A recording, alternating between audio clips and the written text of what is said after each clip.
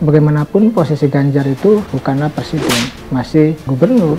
Kalau saya nelpon Pak Heru boleh nggak? Ya boleh lah, Pak Ganjar kan pejabat, tokoh publik, menyampaikan aspirasi itu boleh. Jadi Ganjar dari mainan dipindahin jadi mainan juga tuh. Itu yang menunjukkan elektabilitas Ganjar tetap drop. Ya koordinasi antar wilayah kan hal biasa. Kalau betul itu ada macam itu ya, kalau gitu apa dong Ganjar gitu ya? Itu satu ya, posisi Ganjar itu sebagai apa nantinya gitu. Kalau beliau nelponnya Pak Heru untuk menyampaikan aspirasi yang berkembang, ya boleh dong, nggak ada yang bilang nggak. Kecuali Pak Ganjar itu memberitahu Pak Heru. Itu dibully ya, padahal kita ingin menyampaikan saja dan itu saya lakukan dimanapun, termasuk kemarin ketika pada para pedagang bakso datang ke Semarang dan kemudian ada problem PYRT di Bekasi dan saya telepon wali kota Bekasi karena kami juga sering diteleponi para kepala daerah, sesuatu yang biasa. Dalam akun Twitternya, Samara Amani menilai sikap Ganjar tak salah ikut mengurus permasalahan warga Jakarta. Tapi menjadi sensi ketika kemudian akan ada kontestasi, selalu saja. Saya melihatnya bagian daripada strategi untuk membangun pencitraan dan tentu juga ingin meraup suara dari DKI Jakarta. Tapi kalau Pak Ganjar menyampaikan informasi, Pak Gub ini ada keluhan dari warga, tolong kalau bisa ditindaklanjuti seperti apa. Kan boleh, saya pun sering melakukan itu. Kalau kunjungan ke sebuah daerah, ada keluhan dari warga, kita telepon kepala daerahnya. Kalau hal yang seperti itu dilarang kan repot. Jadi watak kepemimpinan Ganjar itu dari awal udah lemah lah. Apalagi kalau berita ini kemudian menyebar di kalangan akar rumput. Kurang pas, kurang elok saja. Seolah-olah presiden gitu memerintah bawahannya. Apa yang dilanggar ya? Mau menyampaikan aspirasi, katanya negara bebas demokrasi. Salah, kok nanti keluhan ke Pak Anies nggak bisa loh nelpon kepala daerah yang mana. Gara-gara takut dibully, ya nggak bisa. Mestinya ya, ketika Ganjar ingin menyampaikan aspirasi warga Jakarta, ya berkirim surat saja kepada Heru, gitu, sebagaimana layaknya masyarakat biasa. Menurut Samara, Ganjar memiliki privilege atau hak istimewa, yakni memiliki akses dan koneksi sesama kepala daerah. Maka hal itu tak jadi masalah. Akan lebih tidak etis ketika seorang calon pemimpin bangsa mendengarkan keluhan untuk dibantu kesulitan-kesulitan rakyat yang dialami, lalu sang calon pemimpin itu hanya sekedar berdiplomasi dan mencari cara untuk menghindar dari tanggung jawabnya. Menurut saya itu lebih tidak etis. Sebagaimana diketahui, Ganjar menelpon Heru dan Joko saat mengunjungi Pasar Anyar Bahari, Jakarta Utara. Mereka kepingin bayaran untuk kalau bulanan berat, boleh nggak hadiah? Ada pasek ya itu? Ya pasek ya. Masuk calon presiden yang mau ngurusi 300 juta rakyat Indonesia loh kok. Ya cara besarnya dong. Apa yang mau dilakukan kalau mendapatkan seperti ini? Baik. Kasus demi kasus yang sejatinya saya ditangani oleh itu tentu forumnya berbeda. Konteksnya loh, Anda jangan keluar dari konteks ketika pertemuan Mas Ganjar dengan para pedagang itu terjadi. Dampak substansi dari komunikasi yang dilakukan oleh Mas Ganjar itu hari ini Bung Rai, pedagang-pedagang yang di Pasar Anyar Bahari itu berterima kasih kepada tim relawan yang telah mempertemukan Pak Ganjar karena pemerintah DKI langsung merespon bantu kesulitan. Cuma yang mau kita sebutkan saya kira di situ hal yang paling esensial. Bagaimana ketika kita bisa membantu kesulitan-kesulitan rakyat yang dihadapi.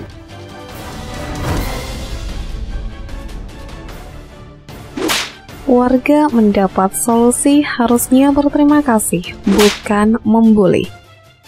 Bakal calon presiden Ganjar Pranowo belusukan ke Pasar Anyar Bahari Warakas Tanjung Priok, Jakarta Utara, Sabtu 24 Juni 2023. Kedatangan Ganjar Pranowo disambut riuh warga yang berteriak memanggil namanya. Ada pula pedagang yang meminta berfoto bersama.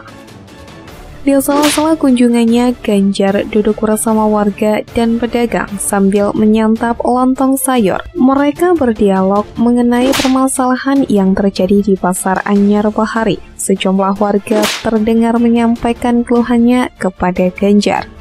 Ada pula yang memberikan wejangan kepada Ganjar jika kelak menjadi kepala negara. Selain itu, ada hal yang jauh lebih menarik yang dilakukan Ganjar di tengah perbincangan dengan para warga. Tiba-tiba Ganjar berinisiatif menelepon PJ Gubernur DKI Jakarta Heru Budi Hartono. Tidak terdengar jelas apa yang dibicarakan Ganjar dengan Heru. Setelahnya, Ganjar mendapatkan panggilan telepon dari Sekretaris Daerah DKI Jakarta Joko Agus Setiono. Lewat sambungan telepon itu, Ganjar ternyata menyampaikan sejumlah keluhan yang disampaikan oleh warga dan pedagang pasar. Ganjar juga mendorong Joko agar konter kartu Jakarta Pintar atau KJP pangan murah dibuka lagi di Pasar Anyar Bahari. Aksi Ganjar yang langsung menelepon pejabat Provinsi DKI Jakarta untuk menyampaikan keluhan warga ternyata tidak sepenuhnya direspon positif. Sejumlah warganet di jejaring media sosial justru mengolok-olok Ganjar dan mengaitkannya dengan kinerja pemerintahan Provinsi Jawa Tengah. Mengetahui aksinya banyak dicibir warganet, Ganjar pun merasa heran sebab Ganjar berpandangan bahwa apa yang dilakukannya merupakan hal yang wajar.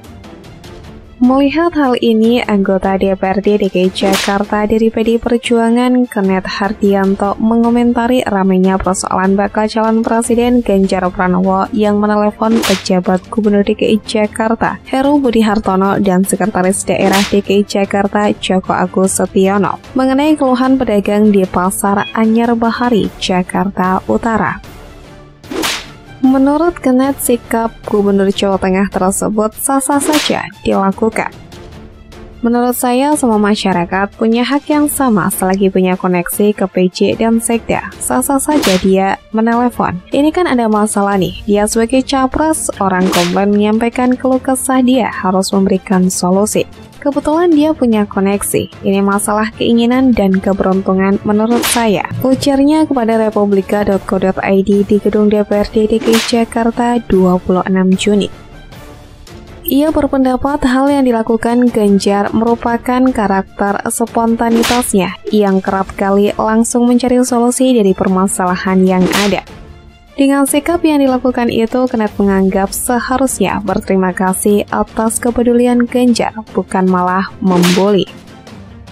Dia kan membantu kita, justru kita harus berterima kasih dengan Pak Ganjar. Jakarta kan luas, nggak semuanya kita tahu sampai ujung-ujung gang sampai detail. Kebetulan Pak Ganjar kan solutif, cepat geraknya, ia langsung telepon. Ya tergantung orang melihatnya seperti apa. Ya kalau memang kita berjiwa besar sama-sama ingin gotong royong membangun Jakarta, seharusnya pandangan dan pemikirannya jangan negatif dong, ungkap anggota DPRD dari Komisi D Jakarta.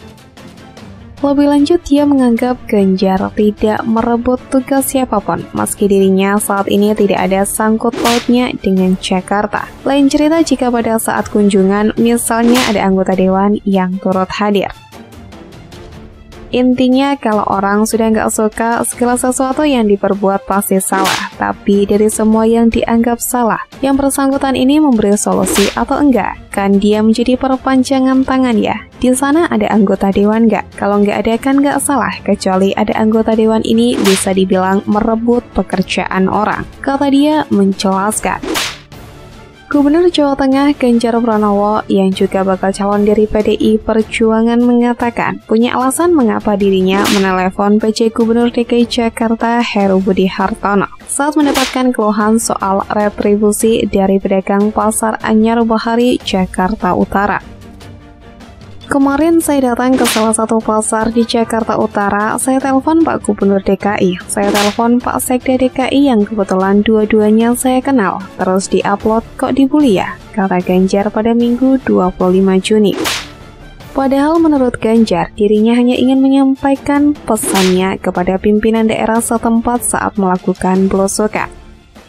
Padahal saya ingin menyampaikan saja, dan itu saya lakukan dimanapun, termasuk ketika kemarin, ketika para pedagang bakso datang ke Semarang dan kemudian ada problem PPIRT, Produksi Pangan Industri Rumah Tangga di Bekasi, dan saya telepon Wali Kota Bekasi, kata Ganjar. Ganjar mengatakan saling telepon antara kepala daerah merupakan hal yang wajar dilakukan.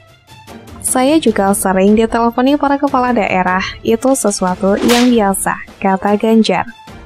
Namun lanjut Ganjar, telepon antara kepala daerah tersebut menjadi isu menarik untuk dibahas ketika menjelang kontestasi Pesta Demokrasi. Menjadi sensi ketika kemudian akan ada kontestasi, selalu saja, kata Ganjar.